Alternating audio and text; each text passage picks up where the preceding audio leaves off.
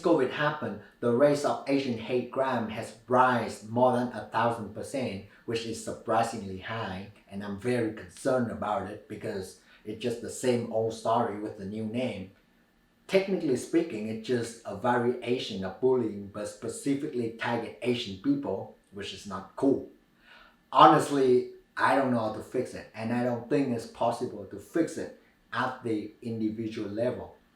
But I do know a way to deal with it, and I talk from my personal experience, who is the smallest kid in school who get beat up quite a lot. Also, I share my points of view as a martial artist who've been training for more than 15 years.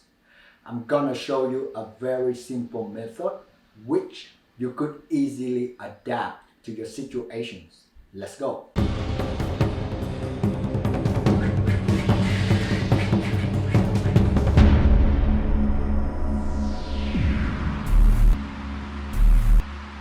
The very first lesson that martial art taught me is to focus on what you could do, not focus on the outcome, because you cannot manipulate the outcome. It's not realistic.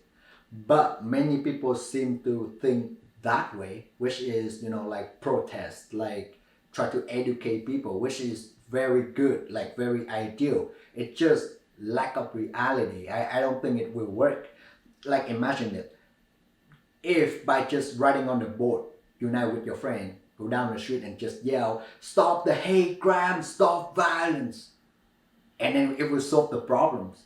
That would be cool. I don't even need to train martial art. We never have crime, never have violence. I just think it's just too good to be true. To make it work, you have to understand it. Not just intellectually understand, but to make it become your second nature.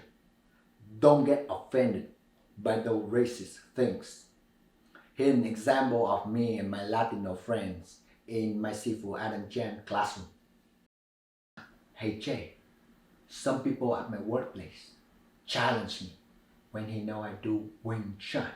"Oh, how did that go? Did you give him a free lesson?" "Of course.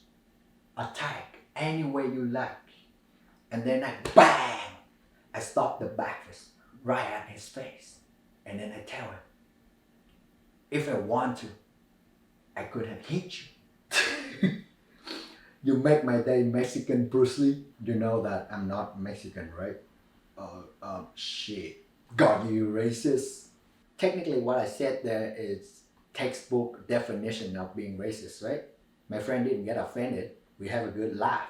So why so serious? Just chill out a little bit. Don't be so sensitive, I know that sometimes people don't just joke, they literally mean it.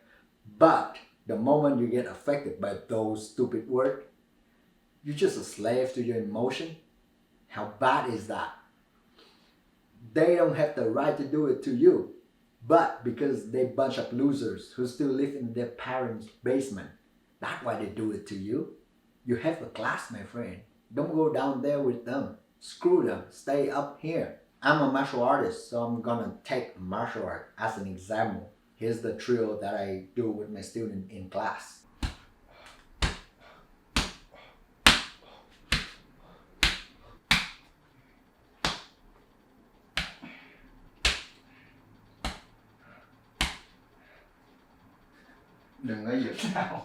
Now this drill looks very stupid, but it's very effective because you have no way to go. You have to take the punch. So you learn how to relax during an actual pressure, which only a few choices for you to choose.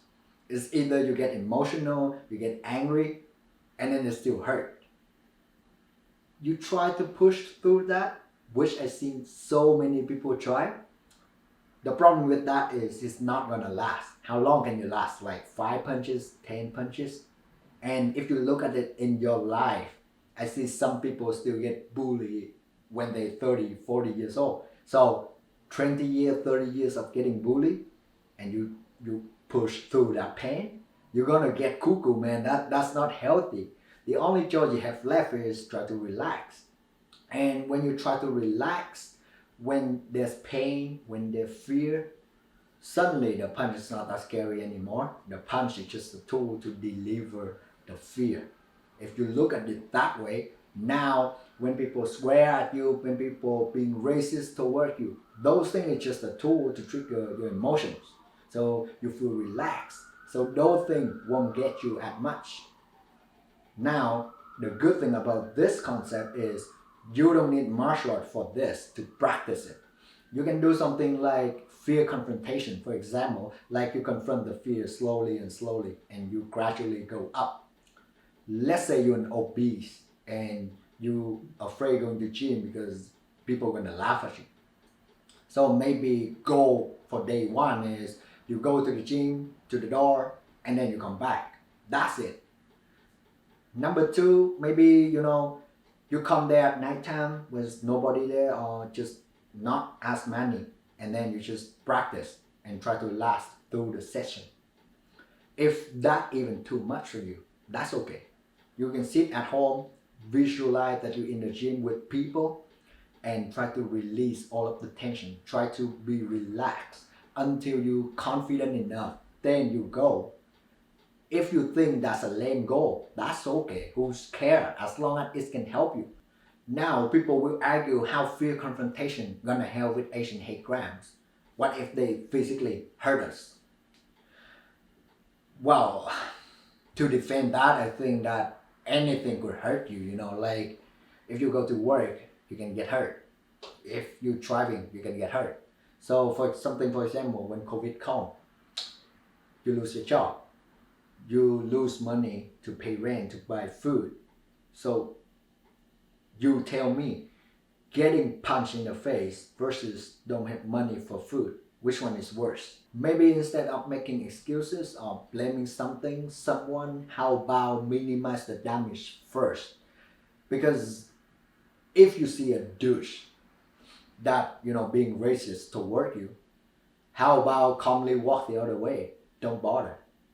Is it gonna attack you if you walk away? Or is it gonna attack you if you stand there and fight him back, like argue back to him?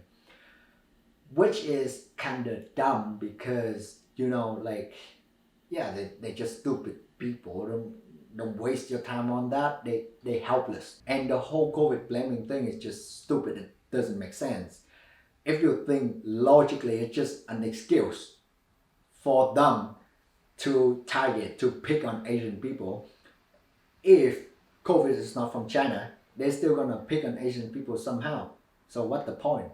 It's not logic at all. And those losers cannot handle logic. That's why they try to beat you, because deep inside they know that you're way smarter than them. My point is, don't get triggered by those stupid things. People have a right to say whatever they want. It doesn't matter. But the moment that you take away that freedom of speech, even with a legit reason, it's still kind of like a communist way, like you force them to speak the thing that you want to hear. That's so narcissist and communist, man. Another point that I want to make is don't rely on the tool that keep you safe. Something like learning a martial art techniques, grab a knife or carry a gun, that's not safe at all. That's so stupid. It's like a fake sense of security, which you will find out in the middle of the fight, which is not a right moment for you to find out. I've been chasing techniques my whole life. In high school, I already trained karate for 8 years. I also do boxing stand-up, Muay Thai, 3 times per week and 3 hours per day. I spar a lot and knocked out a lot of people, and then many people knocked me out clean too. So basically I use my stuff a lot. In one of my real fights, was embarrassed to tell. The guy punched me, I take the punch, I grab his head, pinch it to the table, and pinch it there, grab the lock, and smash him with the lock. Now, how many of that is martial art? Or just pure survival? You tell me. The moment that it's not a fun spar, it's not like with my friends anymore, with clubs, the moment that it gets real, I have zero control over my emotion. Now imagine that you have a knife, but you're too scared to use it. You introduce a knife into a fist fight, which will, instead of getting punched in the face, now you get stabbed. The other way around, you get too emotion, just like me.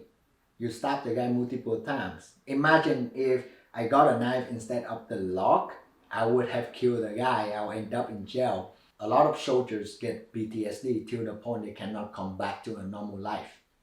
And many research has pointed out that a high percentage of that, they don't even kill anything. So imagine you put a knife to somebody, oh, you're gonna turn psycho and ruin your life unless you're some, like cold blood psycho, or it's just nasty.